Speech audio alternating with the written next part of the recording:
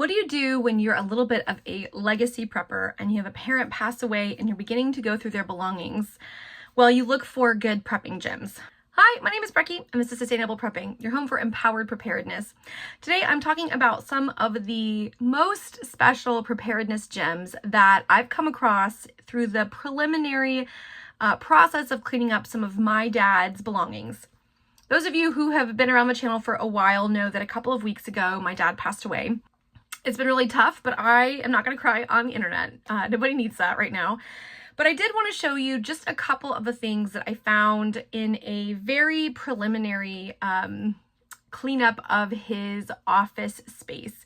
My dad didn't identify as a prepper. In fact, that term was kind of a joke for those people with gas masks and bunkers.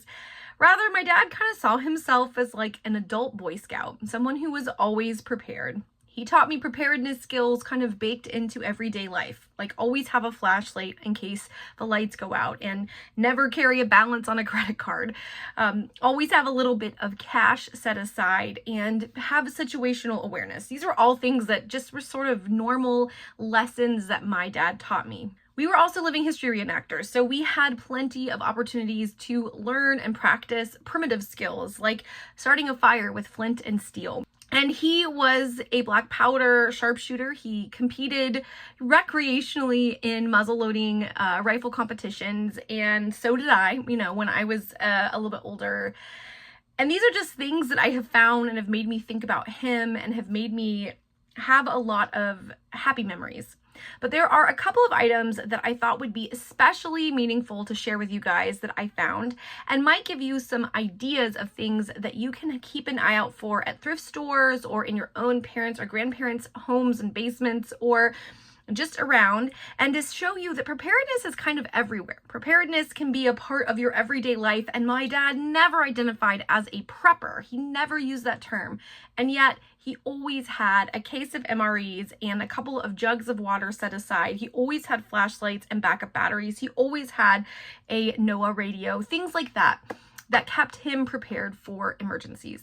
In past videos, I've talked about how I did a correspondence course back when I was in high school about emergency preparedness, and I actually found the old books. These are from 1998. So, A Citizen's Guide to Disaster Assistance, a Federal Emergency Management Agency, so a FEMA guide, and this is before the internet was used for educational purposes. This is sort of before the rise of online programs and like online courses and things. And so this is a home correspondence course that came out from FEMA.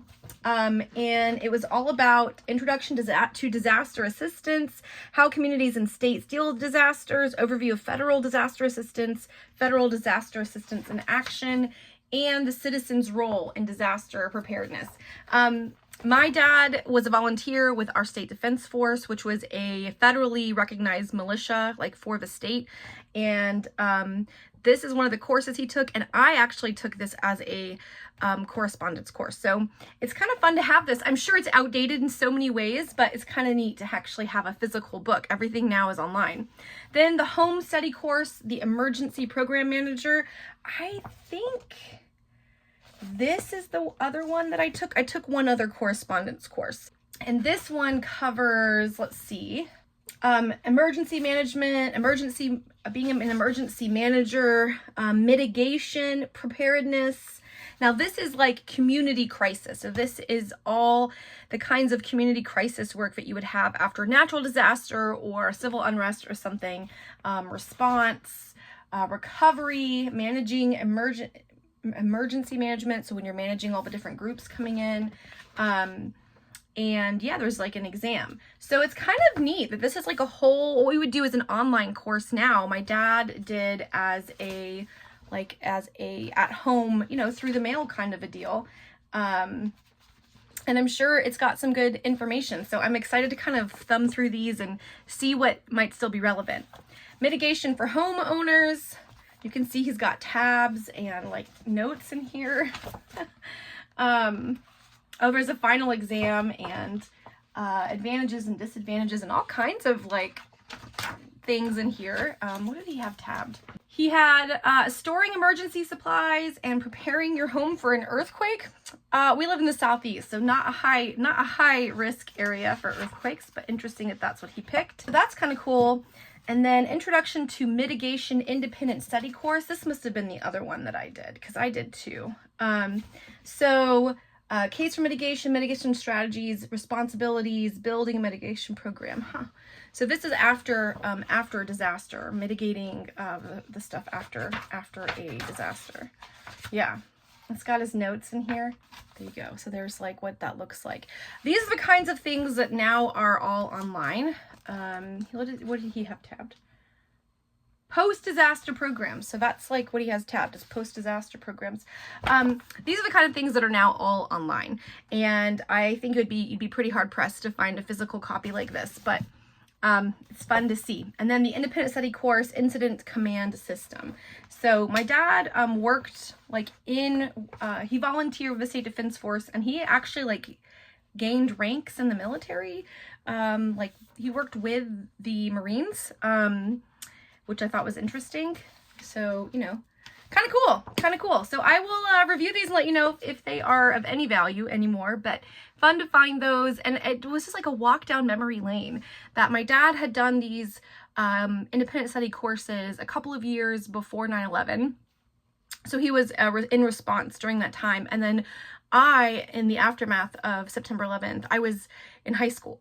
And so I took a couple of those courses kind of to be a emergency responder, not like a first responder, like first aid, but like a disaster responder, which are different. So that was kind of fun. A cool gem to find for my own nostalgia, but also these are practical. I mean, while there probably are different best practices, they're going to be a really great starting point, and they're physical. They're a physical book, which is nice because if the internet goes down or our power is out and we can't access anything online, we have these tools. So pretty cool. The next item is one that I grabbed because of a dear online friend, Lisa at Sutton's Days, and that is a family fondue pot. Okay, we have all the different pieces, but here is the actual pot of our family fondue pot. I remember us having one with like a long handle, so maybe we had more than one, but when I was a kid, we would do fondue every New Year's. We did oil fondue. That was like our family thing. So here's the stand, and there is the basic kind of look there. So Lisa at Sutton's Days recommends a fondue pot as a great indoor cooking tool during emergency. And I think that that's a brilliant idea. If you actually look at how this is set up, your sterno can goes right there. Your fondue pot has kind of not a super thin, but a thinner bottom, so that you can boil something quickly. And so what you could do is you could just fill this up with water, boil it, and you could use that to make all sorts of things. You could put pasta in there, you could do rice, you could boil it for like your morning coffee and then make oatmeal for your family. Our sterno cans that I purchased have a gel, so I think once they're going, it's hard to like turn them off basically. So we'd get about 2 hours worth of heating, but that could be a good thing, right? You could just do a bunch of cooking at one time and then kind of wrap it up in blankets, so to keep it all warm. So here it is.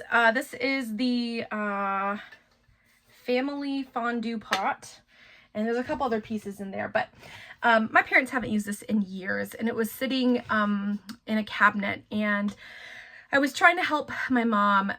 She's still alive and she's still doing fine and is going to be living in the family home for years and years. So I was trying to help her clean out a few things just to make it more manageable for her. And when I saw this, I thought of Lisa. I thought of how useful a fondue pot would be. I haven't been able to find one at a thrift store lately, so I'm glad I get to take my family one and bring it home. So here is a sterno can that was in there in the like little holder. Look how shiny that is. It looks brand new. But you would just kind of, I guess, do this. I don't know. I'll have to look up how to use it best. Now, in addition to the two things I've shown you, my dad had a couple of empty water jugs that I'm going to sanitize and just add in to my preps. But those are kind of run-of-the-mill. He probably got them at Walmart or Lowe's. What I'm showing you is something that he specifically ordered. I remember him ordering after 9/11. So this is dated, and I bet you I am going to need to replace a lot of his stuff inside it. That being said, I'm sure there are things in here that are worth keeping. So let me show you the creme de la creme of my preparedness finds. Okay, this is a trauma kit, a big, massive trauma kit. Now the brand on the front says Iron Duck, built for life. I have no idea what kind of brand that is. I've never heard of it. I don't know if they're still around, but this is like a legitimate, like first responders trauma kit. And I haven't opened this at all. I am sure that all of this stuff needs to be sanitized and probably replaced. Some of this will need to be replaced. Like there's whole bags of like medication that I have no doubt. Yeah, this expired in 2018. So I probably can throw almost all of this away. But I am sure that there are also things in here that are still fine. Like this might be okay. There's a bunch of dressings that are still sealed. I don't know if they are still good, if the seal has like a limit. But at any rate, you know, I will go through this with you guys maybe sometime as I make a list of what needs to be added and everything. There's tons of these gauzes that are still sealed. All of these kinds of things. I don't know, there's a stethoscope in here. Look at this, guys. Whoa. Look, I've got a stethoscope. This is like a legit trauma kit. See, these are all sealed, but they're a little bit discolored. So I don't know. Let me know if you know anything about medical bandages. If they're sealed, are they okay? Because they look fine, but I don't know. Let me know. I have a ton of these.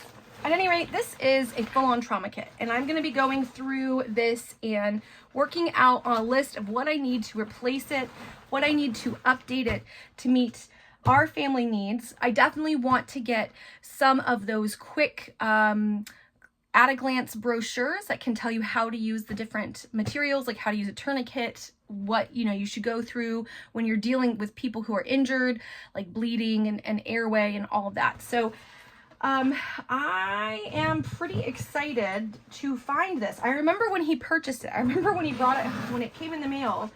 Oh, like this hydrogen peroxide is basically empty. But there's like all this different stuff here. Triangular bandage that's all sealed up. Cold pack that's probably ruined at this point. I have no idea what this is. Is it like a... Oh, it's like a... Oh my gosh. This is like a compression. Look, y'all. Look at that. Okay. So, this is legit. So I have that trauma kit. My brother, who's a medic, didn't need it because he has access to a ton of trauma kit material. So he said, come and take it home. My mom can't use any of that big stuff. She's not physically strong enough to even lift that and carry it around. So those are my 3 prepping gems. There were a ton of things at my dad's house. For example, my dad had several firearms. My dad had lots of camping equipment. My dad had a ton of outdoor gear. There are things that we decided to not kind of start going through because we didn't have time. We were only able to be physically in our childhood home. I was there 2 weeks, but they were separated by a few days because of my job. So, you know, grief is this weird thing. There's a part of me that is really happy to have some of these items, and I have a lot of joyful nostalgia as I think about like the fondue kit when I was a kid and doing fondue and listening to Casey Kasem as the ball dropped. And I have a lot of happy nostalgia when I think about doing the responder course with my dad. But I wish he still had them because it would mean he would still be here. And it sucks. But one of the things that's inevitable is that we will pass on from this life into the next one. And we leave a legacy. And I am hopeful that I am modeling for my children a legacy of preparedness, a legacy of thoughtfulness, a legacy of thinking about our family members and our community, and wanting to not just survive by the skin of our teeth, but rather setting ourselves up to face the uncertainties of our life and our world with confidence, with calm, and with joy. Friends, comment down below and let me know if you've ever found some preparedness gems, whether at your own childhood home or maybe out in a thrift store. Have you found something really special that is perfect for preparedness in an unlikely place? I'd love to know. I hope you guys are all doing well, and until the next video, happy prepping.